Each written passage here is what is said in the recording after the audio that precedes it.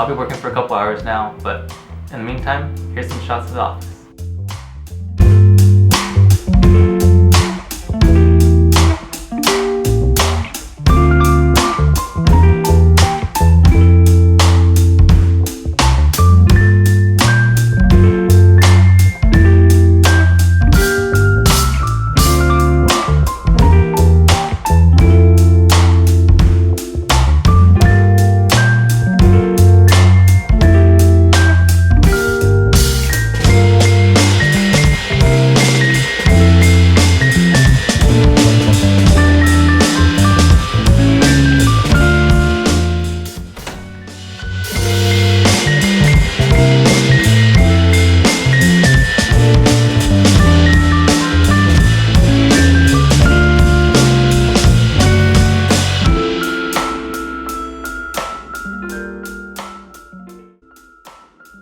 So while I was researching for this video, I found out that a lot of these day in the lives don't really talk about the company that they work at or go in depth on exactly what they do there. And honestly, that was a little disappointing for me. So instead, I'd like to spend a little bit of time talking about what I do at OpenStax and kind of what they are as a company. But I guess for starters, I work as a software testing intern at OpenStax. So what would happen on a day-to-day basis is that the devs would push out code throughout the week for the next release or the next update, and then I would then go through, write scripts for it, create new scripts to run through edge cases, do testing on it to make sure that it doesn't break any systems or doesn't break anything on production. But throughout this internship, I've also worked with some devs on the actual code portion of it, and I'm also working on coding a internship project. There are two other things I want to mention. One is probably the explorative testing and then edge case testing, which I've already touched upon, but you can kind of deduce those from their names.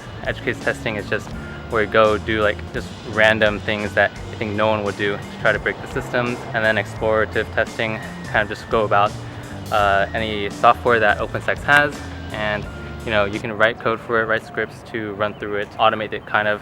Also manual testing, which involves just you going through their production and seeing if stuff works. That's a little bit of what I do on a day-to-day basis, but what is this all leading up to? So I guess I'll start with talking a little bit about OpenStax in general, and from my knowledge, basically what they are is Rice's nonprofit textbook initiative, and essentially they provide free open source textbooks online that are peer-reviewed by professionals in the field. And I also know that they do provide an online learning course management system, which I've actually worked on, and it's gotten quite big actually, for a nonprofit that was funded by the Bill and Melinda Gates Foundation as well as some other foundations. I think I read somewhere on the board, or they have it in the office somewhere, that they've saved students over $650 million, and then maybe 6 million students or so are using the textbooks right now. But yeah, that's basically one of the main reasons that I chose to work at OpenStax instead of some other place. It's just, as a college student, I really agree with their mission, really agree with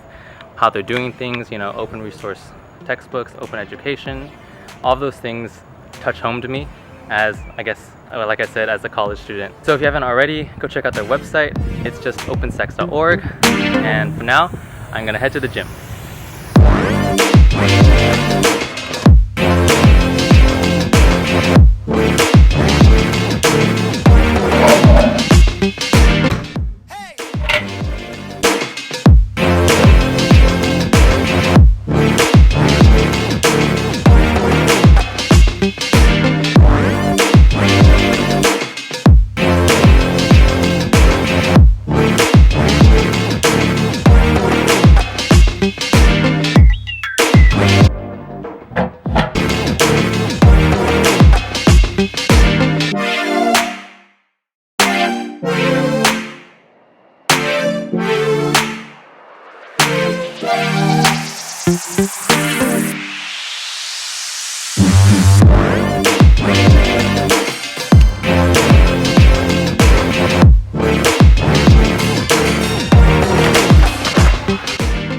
Yo, Will. What's up, dude?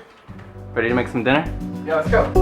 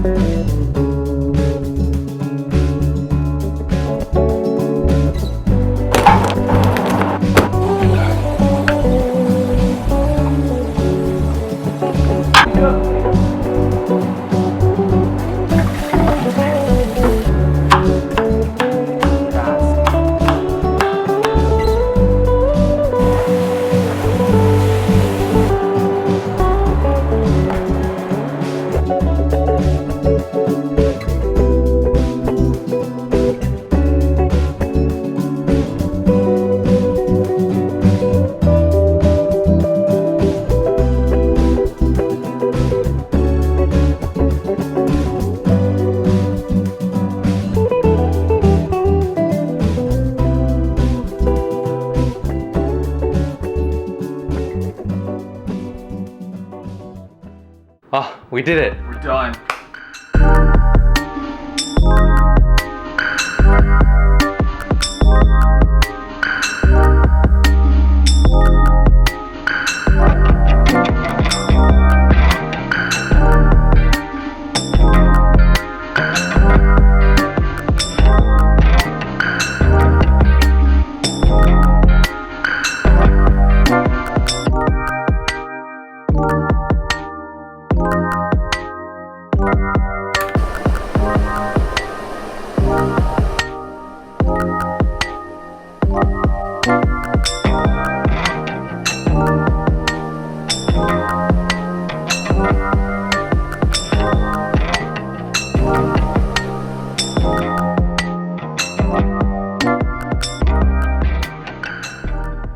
So that was a day in my life as a software engineering intern at OpenStax. Thank you guys so much for watching, and I hope this kind of gives you a little bit of insight on what the tech industry is really like in terms of the amount of work you do, really exactly like what people do in general in the industry. I know for me, having pretty much zero background in CS, zero background in the tech industry before coming to Rice, before coming to college, getting this experience has been really incredible in letting me know exactly what the tech industry will be like and have a feel for what my career path will look like in the future. But it's getting late now, and I have work tomorrow as well, so I'll probably go to bed. Once again, thank you guys so much for watching. I hope everyone has a great summer. I'll see you guys in the next one.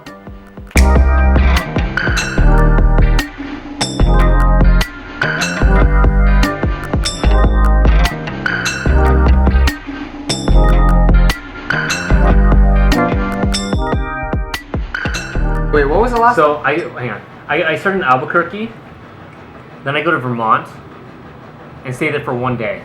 Yeah. Then I go to Wait. Albuquerque, Vermont, one day. Yeah, I go to Albuquerque, then I go to Vermont, and stay in Vermont for one day. Okay. Then I go to Colorado, and stay there for another day. Then I go to Denver and stay there for 4 days. Where am I at now? California? Yeah. So I start. Does you want this to be hard or easy? Hard. Hard? Okay, so I start in Sacramento, stay there for a day. Then I go to Kansas and stay there for 5 days. It's the longest day. Then I go to Russia and stay there for a day.